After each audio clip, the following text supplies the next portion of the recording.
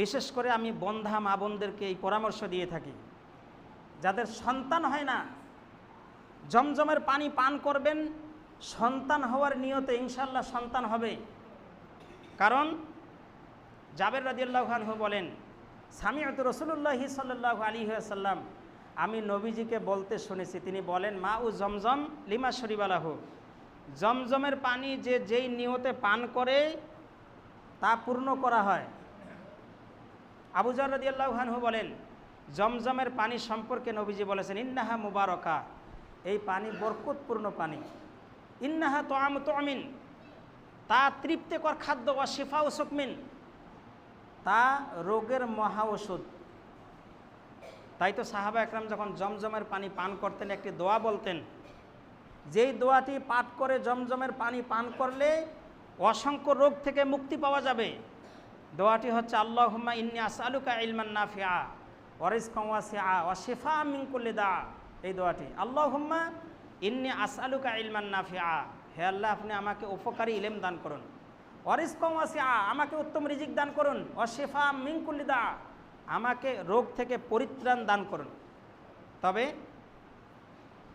আপনার পূর্ণ ইয়াকিন থাকতে হবে জমজমের পানির উপরে, পূর্ণ ইয়াকিন। নবীজি বলেছেন জমজমের পানি যে যেই নিয়তে পান করে তার নিয়ত পূর্ণ করে দেওয়া হয়।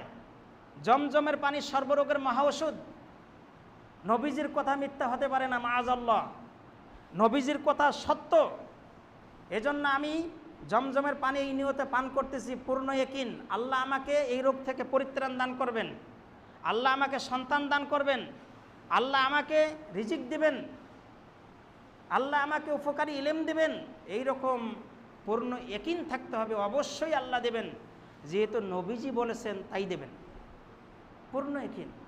এরকম যদি ইয়াকিন থাকে যে সেই মাদ্রাস থেকে ঘুরে আসলাম আর বিভিন্ন জায়গা থেকে চিকিৎসা করে, বাংলাদেশের সবচেয়ে বড় ডাক্তার, তারও চিকিৎসা নিলাম, ভালো হলো না ক্যান্সার, ভালো হলো না আলসার, ভালো হলো না ডায়াবেটিস, ভালো হলো না অন্য কোনো রোগ, আর এই পানি পান করলে এত বড় রোগ থেকে মুক্তি পাবো, এই রকম মানসিকতা নিয়ে যদি কেউ পান করে এই পানি কাজে লাগবে না। মানসিকতায় সমস্যা, আপনার ইমানের সমস্যা, বিশ্বাসের সমস্যা। পূর্ণ ইয়াকিন থাকতে হবে, বিশ্বাস থাকতে হবে।